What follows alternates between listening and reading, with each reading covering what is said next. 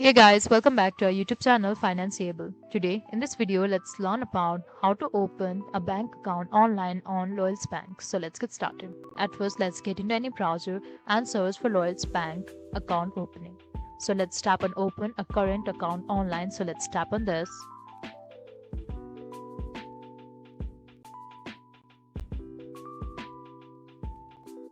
Now choose the type of account you want. So let's go for classic for now. And click on ready to apply once you're ready for it. If you are a new customer, simply tap on apply now here. Now if you are existing Lloyds Bank customer, click on yes, and if not, simply click on no. Enter all of your details here. Now we need to enter our sort code here. Enter account number. And if this account is going to be your main account, click on yes.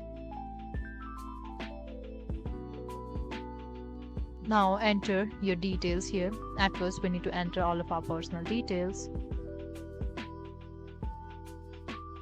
And once you are done entering all of the details, simply click on continue. After this, we get into next step, that is verification of all of the details we have entered.